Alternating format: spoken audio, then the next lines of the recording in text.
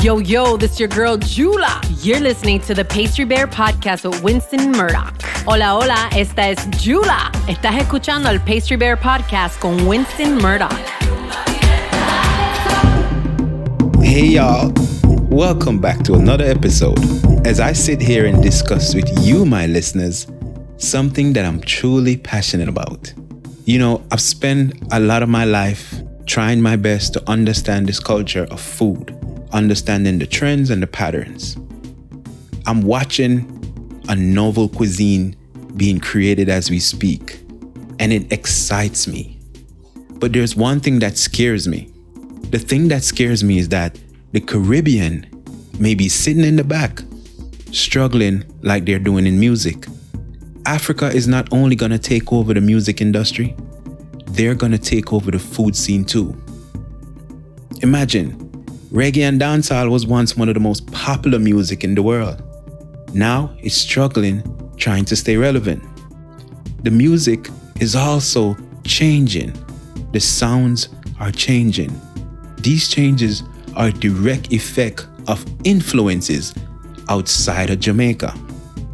On today's episode, we're going to discuss the future of the novel cuisine, and we're also going to explore how influences affect our food culture. I want to break down the future of Jamaican and the Caribbean culinary scene and what we can do to elevate it. We're also going to talk about where Africa stands on the totem pole of food, along with the factors that are presently allowing the African chefs to triumphant over others. What up, y'all? And welcome to another episode of the Pastry Bear Podcast. I'm your host, Winston Murdoch. Pastry Bear. Yo, why you all run the cut in a Murdoch and the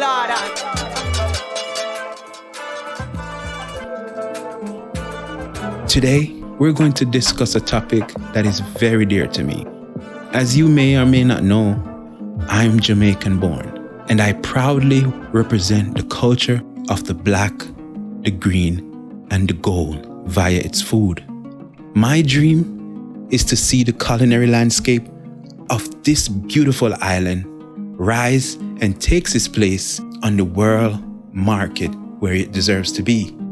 I believe that this will open the door for the rest of the Caribbean to follow. There are many different cuisines that are reigning supreme, but this little island located approximately 90 miles off the south coast of Cuba represents greatness. My dream, my vision, my hope is that I, via this podcast, can inspire and motivate and even educate the future generation of the food, helping them to see the herbs, the fruits, the vegetables in a new way, helping them also to see how important the food is. You will hear me reference Jamaica occasionally, and the reason for that is because that's all I know. This is the country I was born, and I personally don't like to speak about things that I don't know. So whatever examples I'm going to use Jamaica as the reference. But you can feel free to use whatever country or whatever place you represent. You know, it breaks my heart when I see the food that I grew up eating slowly losing its place as the island of Jamaica get adopted to an American way of cooking and eating. What do I mean by that? Well, America has a great deal of influence on the world, and Jamaica is no different. The way the people ate when I was growing up was totally different from what we are seeing now. There is a large influx of American ingredients now being pumped in the island market for consumptions, from apples to grapes, kiwi, strawberry, pear, pomegranate, chicken tenders and nuggets, Fruit Loops, you name it. Whatever you can find in the grocery store in America, you can find in the Caribbean on the grocery aisles. I'm also seeing an increase in the consumption of fast food. When I was growing up, we rarely eat fast food. And the fast food that we normally eat were like Jamaican patties or jerk chicken on Fridays. or sometimes we'll buy a box meal or a box lunch. But now I'm seeing the people are consuming more American style fast foods. Fast foods like Popeyes and Burger King, Pizza Hut, Domino's, and the most popular one on the island, KFC. Taking a girl out on a dinner date and taking her to KFC is actually a thing in Jamaica. I can only imagine that it's the same on the neighboring islands. But I want you, wherever you represent, to let me know. The influence of America is not the only factor that is causing the decrease in the consumption of local foods. The desire to explore and try new things based on its popularity, along with trying to fit in on a global level, is also affecting us. You realize that whenever you have something that is in abundance, we tend to overlook it or have no desire or to partake in it. For example, you will find that there is a big market for Jamaican/Caribbean herbs, which are used for medicinal purposes. So sometimes you see a person living in let's say Trinidad and Tobago, and stuff that they normally consume that is in abundance in Trinidad, they don't want it. But once they leave Trinidad and Tobago and move to another country, the desire for these things that used to be in abundance when they were growing up, that's what they crave for. Stuff like exotic fruit, your fruits like star apple. I remember when I'm growing up, we used to use breadfruit to play cricket. And now that I'm living in America, the breadfruit costs $1.50, sometimes $2 a pound. I would give anything sometimes just to have some fresh roasted breadfruit. And that's a reason why we're seeing a decrease in the consumption of local foods. Because the people that live on the islands in the Caribbean, they watch the commercials and they want to fit in with a global scale. So they try to consume products that they see on commercials. While influences are great attributes in the development of any area in life, what influence you allow in your space plays an important role in where the determining factor, which in this case is food, will go. The influence of the food can be traced back to as far as the day where our ancestors were on the plantation. The food they ate was mainly made of scraps and leftover animal offals or root vegetables, which was then flavored with the traditional African herbs and spices. And a majority of these dishes were stews. Stewing was one of the most popular methods of cooking back then. And while these meals weren't the most expensive, they provide our ancestors with the sufficient nutrients to work the plantation. A lot of these popular dishes that we now know was influenced by either the Spanish, the English, the Dutch, the Portuguese, or the French. Dishes such as the patty. The patty wasn't created by Caribbean people. It was created from another country. We just implemented our own flavors and techniques to it. Dishes like the escovitch, which is originally a Spanish dish, which they call ceviche. Dishes like the guisada. In Britain, they call it trickle tart. And I could list so many other dishes that were influenced from different nations or countries. But we as island people found a way to make it ours. We found a way to make it flavorful and make it popular. What product on the market right now is more popular than the Jamaican patty? Wherever you go in the world, you can find a space or a place that sells Jamaican patty. So I'm trying to explain that influences are not bad, but sometimes some influence can cause destruction. Ou écoutez podcast Distribuer avec Winston Murdoch. Watch an up it with no pity. The road carver versatile this I represent. Watch an Murdoch. Whoa, we cooking up a storm today. It was the influence of these countries, along with the talent of the African people and the people of the Caribbean, that allowed the creation and evolution of the Caribbean cuisine. The cuisine that the world loves. But that has changed. There isn't much improvement on a large enough scale to pivot a revolution in the Jamaican/Caribbean cuisine presently. You know, there's a quote that I read, and I'm going to paraphrase it. It is said that if you want to predict the future, you got to look at the past, observe the present, and if there's no one thing that is encouraging change, then the future will remain the same. There is a novel cuisine being created right now. And I believe that the Caribbean, if they don't do something drastic, they will be sitting in the back, struggling like they're doing in music.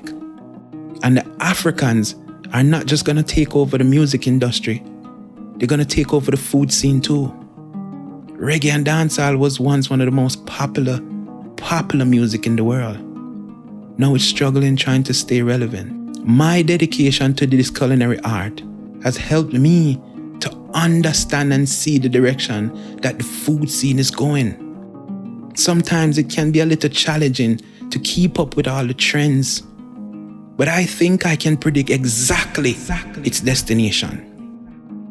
How do I know? How am I able to do this? You know what? The first thing we have to do is take a step back. I want you to go back to the 1800s with me. And we're going to discuss the French cuisine, because the French are considered the highest on the totem pole when it comes to cooking and culinary. But back then, the French wasn't very popular. It wasn't until the Revolution where the food began to change. There were many important attributes that was put in place to create the basis for the long and stable growth that this French food has seen. And I'm going to go through some of these things that I think, and this is my opinion, these are things that I think created that platform for the French. I believe that one of the things that helped the French cuisine to strive was that they had professional chefs, and these chefs established recipes via cookbooks. I can't reiterate the importance of recipe books, and not just recipe books from anybody, recipe books from some of the best to ever do it. If I was supposed to close my eyes and try to visualize a professional Caribbean chef that wrote a recipe book, you probably can't find a lot. Because most of the recipe books that I've encountered with are coming from home cooks. And a lot of times these home cooks don't really have the skills and technique to create new dishes and improve dishes. So we need to see more of the chefs create recipe books to help to pass on some of this knowledge that they have. There's a lot of chefs out there with a lot of knowledge in their mind, and they work in the kitchen for 20, 30 years and keep all of that to themselves. And then they die with all that information. And the food will stifle and struggle because of that. Because the new generation won't even get the opportunity to learn half of these things. What it takes one chef 30 years to create. Just imagine if he can put it in a book, and then the future generation can come and take that book with that 30 years of knowledge and put some modern twist to it. Just imagine how the food can evolve. And I think that's what the French did. Another thing that I think they did, which is very important, and it's something that I talk about a lot. They produce dishes that are fresh and simple from locally sourced ingredients.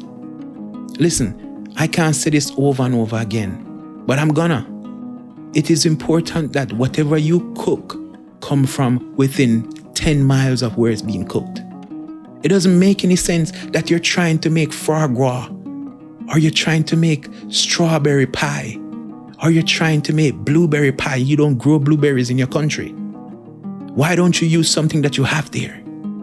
If you go to any Michelin star restaurant, you realize that whatever cuisine they're cooking, fruits and vegetables that are in season, they have local farmers that they work with. They have local butcheries that they work with.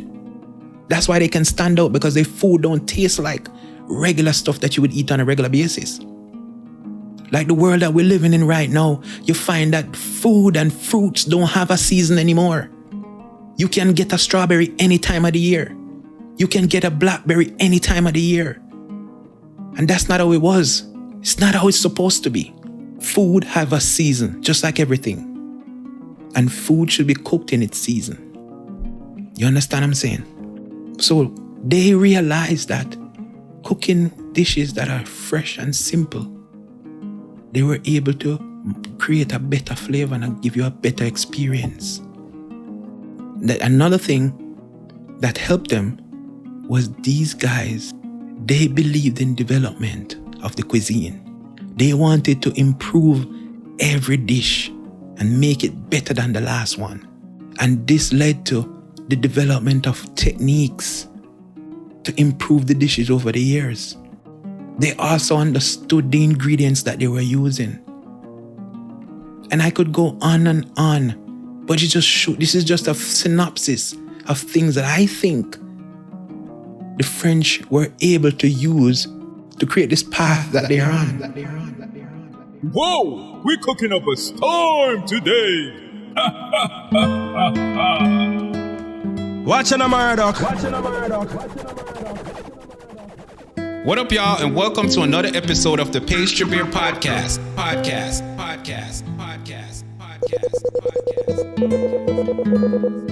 Pastry Bear. Pastry Bear.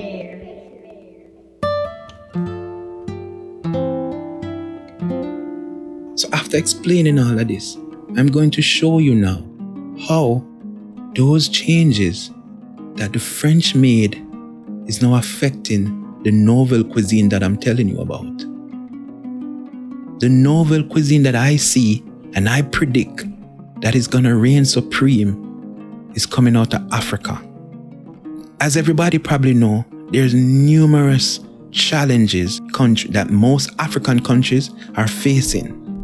And I don't really want to get into it. But you can research it for yourself. There's a lot of things going on in Africa. And because of the challenges that the Africans are facing, there is a great influx of African migrants to Paris, to France, and other European countries. Some are even going to Japan and China. But we're going to stick to the European side. And you know what? Whenever these Africans travel, it's only right that they're going to do what? They're going to bring the most important thing to them, which is their food. As you know, the European countries, or Japan and the Asian countries, have some of the greatest chefs that has blessed this earth. There's more restaurants in London, for example, than churches and bars in Jamaica. And if you're not from the Caribbean, you probably don't understand what I just said. But let me explain it. It's a running joke that in Jamaica, and possibly most of the Caribbean, the streets are lined with a significant amount of churches and bars. But because of this major factor in London and Europe, of the overwhelming amount of restaurants, there's a lot of cook jobs, which are normally cheap paying jobs.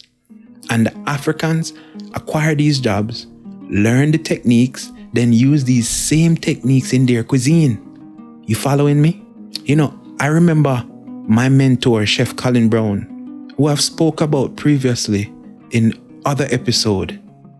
He was reinforcing to me the importance of technique in cooking. And at that point, like everything else he was telling me, I didn't understand it.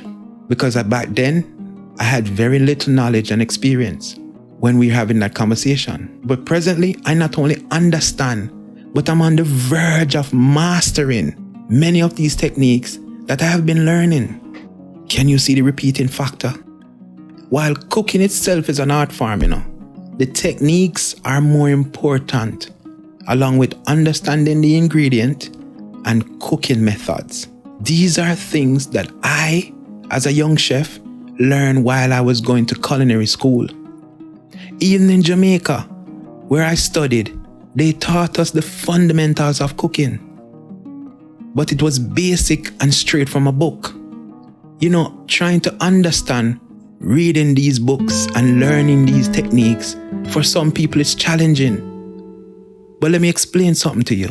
The psychology behind reading a book with an undeveloped mind, then reading that same book with an experienced mind will give you a totally different outlook. Vous écoutez podcast Distribuer avec Winston Murdoch. Pastry bear. Yo, why you are run the cut in a murder? Cause the law that.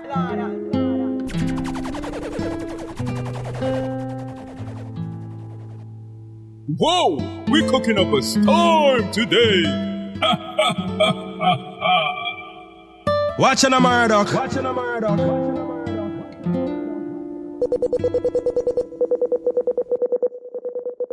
So this only brings me back to my point that African chefs are learning from the best chefs that the world have seen. It only means that their food will represent just that. Unless you're living in denial, there's no way you can't see where the food scene is going. If you still don't believe, let's look at some of the more recognized African chefs presently and see the correlation between them all. Chef Maurice Sacco. He was raised by Malian immigrant parents in France. Now, Malian is located in West Africa. Sacco left school at 14 and later worked in some of the most renowned kitchens in France's capital, learning from haute cuisine masters at establishments like Shangri-La and the Mandarin Oriental. What I just read to you, I took from an article from time.com. And I want you to go and check it out and read it for yourself. And you can learn more about Chef Maurice Sacco. At the age of 28, he received his first Michelin star. And he was a host of a very popular TV show in France. The next chef we're going to talk about is Jove Malonga. Jove Malonga was born in Brazzaville in the Republic of Congo. This is in Africa, if you don't know, where he lost his parents at the age of 13. Malonga was welcomed into Germany into a family of a pastor and joined a renowned cooking school in Munster. He worked in several German restaurants, including the triple Michelin star Aqua in Wolfsburg. Then he moved to France and he worked in the Intercontinental Hotel. This was taken from an article from Euronews.culture. So, we just spoke about 2 chefs, and I could give you so many more, but we don't have enough time, and you can look them up for yourself. Now, I want to break down the things that are similar between these 2 chefs. And what I realized that they had in common was they both started in the kitchen young. Both of them started out between 13 and 14. They both are of African descent and they migrated to Europe. They both also worked in some of the best kitchens in France, Paris, and Germany. They both now are making food from their country of origin, either by merging it with another cuisine or using the modern techniques, again, using the modern techniques to elevate their dishes. So guys, you can see that I'm not making this up. And like I said in the beginning of the podcast, that there's only one way to see the future.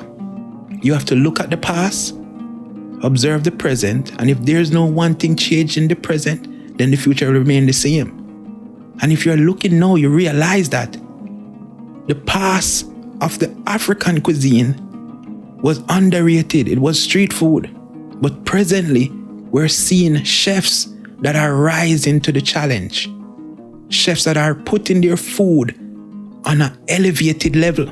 So you can determine where the future gonna go.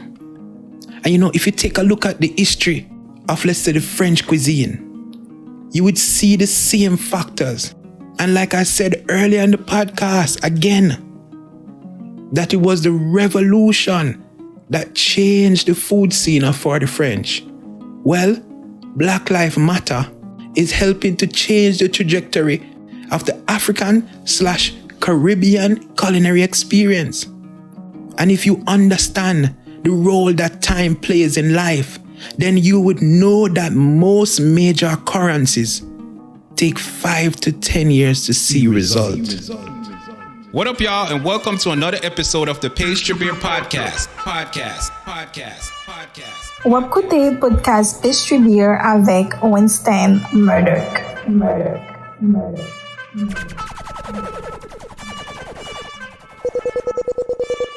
Now, let me take a look on the other side of the spectrum. Jamaica, the land of my birth. Jamaica, like any other Caribbean country, has a large food following. The only thing is that the food is only seen as street food. Most of Jamaica and the Caribbean chefs who try to elevate the cuisine fail. Why? It could be because of the institution that teaches culinary arts. They're still teaching the same curriculum with the basic introduction to cooking.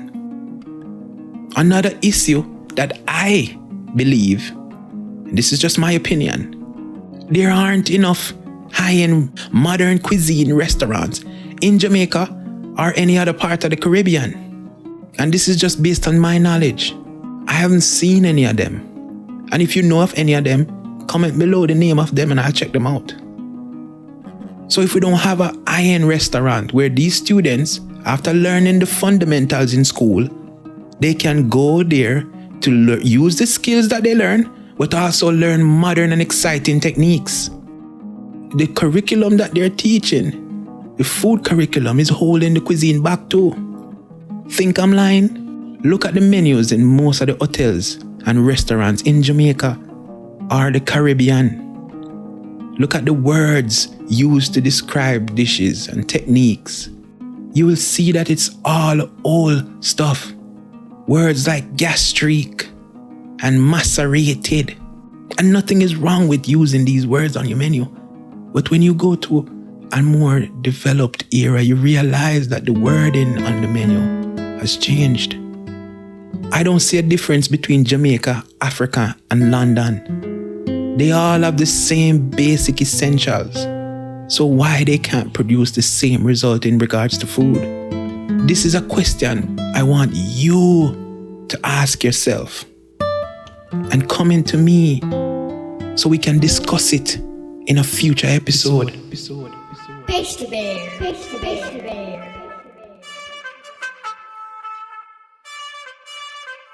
Watching a Murdoch.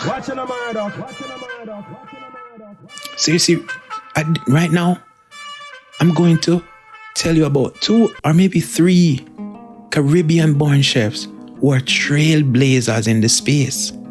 I just gave you 2 African chefs who are rising, and I gave you the correlation between them. And I'm going to show you now the Caribbean chefs who are trailblazers in this field, who are cooking Caribbean food.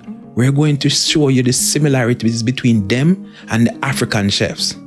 And I'm going to show you how influence can affect things in a positive way or in a negative way. So the first person I have to talk about again is my mentor, Chef Colin Brown. Chef Colin Brown was born in Trelawney, Jamaica, the same place Usain Bolt is from. He started out cooking from the age of 13. He then moved to England. Listen, he then moved to England where he worked among some of the great chefs. After which he started his own company, and now he's making his mark on the culinary scene, winning numerous awards. You can check out the interview I did with Chef Colin Brown on all platforms, and you can learn more about him. The next chef I'm going to talk about is somebody who is blazing up the internet right now, all over Instagram. Chef Jason Howard, Barbadian born with St. Vincent descent. he moved to London. I repeat that. He moved to London and worked in various restaurants where he learned the importance of technique and skills that allowed him to become, in my prediction, one of the greatest Caribbean chefs. Again, you can look up these people on the internet. Go to Instagram. You'll see Chef Jason Howard is cooking traditional Caribbean food. Chef Colin Brown is cooking traditional Caribbean food. They're representing the food and the region on a high level. I'm going to give you one more chef just for brata, as we call it in Jamaica. Chef Louis Philippe Vigilant. Chef Vigilant, who is of Martinique origin, now living in France. After working in close circles of Michelin multi-star restaurant, Louis Vigilant took over the kitchen and later received his Michelin star. So guys, again, you can see the correlation, that the African chefs that are trailblazers in Africa, cooking food to the highest level, all have some form of training in Europe. And the chefs that are trailblazers from the Caribbean have the same training. Watching a Murdoch. Yo, why you are run the cut in a Murdoch? The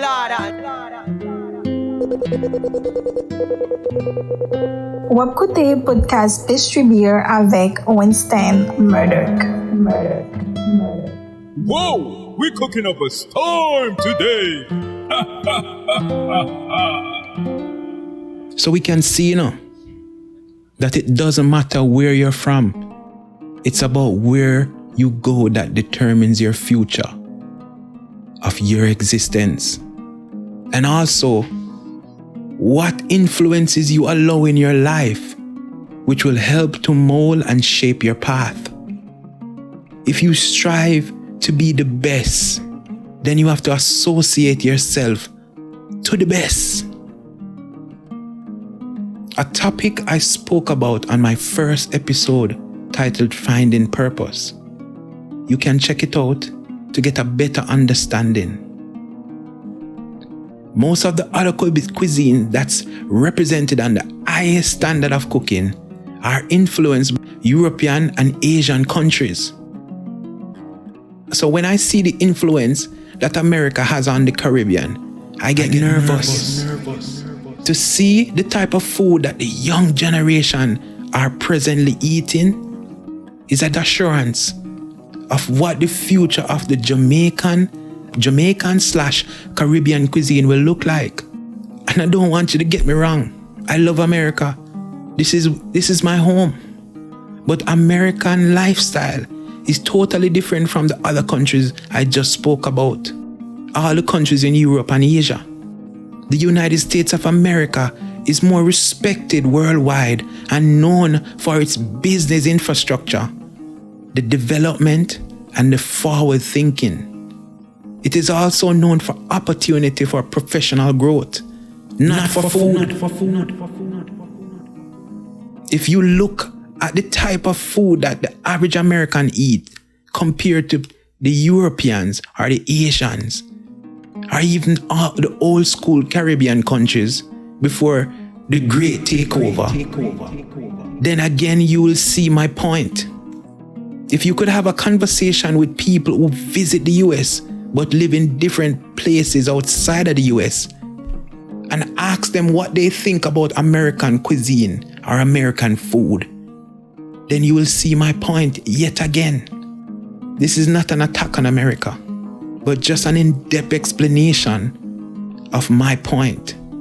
That if the Caribbean countries continue to be influenced by America's way of eating and cooking, then the future of our food is doomed. And the point I made in the first part of the podcast about African chefs surpassing will be proven true. Presently, I'm not seeing any major changes in regards to the Caribbean culinary landscape that will bring forth a positive change in the future. And if there's nothing presently happening to help the change, then the future of the food will remain the same. Unless Chef Jason Howard or Colin Brown or any other aspiring chef decide to go on a journey to acquire a Michelin star or any other accolades to bring attention to the food of the Caribbean. And if that don't happen, the food is doomed.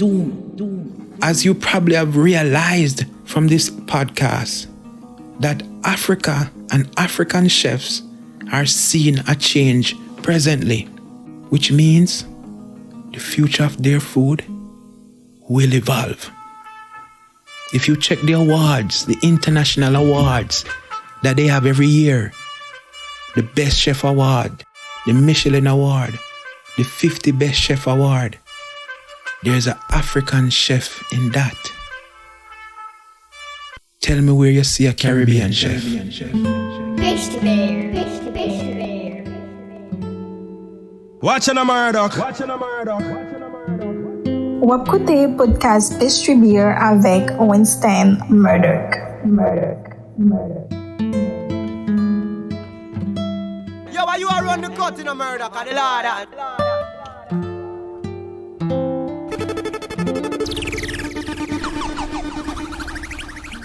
Thank you for listening to another episode of this podcast.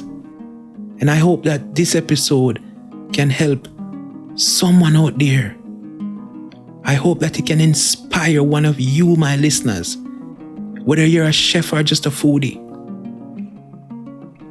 to help me on this journey to evolutionize this food. I see this food, I see the future of this food, and I'm playing my part. And I know with all of these conversations, a lot of people may be asking what I'm going to do about it. But as we continue on this journey, you're going to see all of the things that I'm learning and I'm telling you on these podcasts, I'm putting them in effect in my life. And I'm going to be a part of the evolution of the Caribbean cuisine. And we're going to take this thing to the world. Follow me on Instagram at Chef W Murdoch or Pastry Bear TV. And please remember to like and subscribe and share and become a bear aristocrat.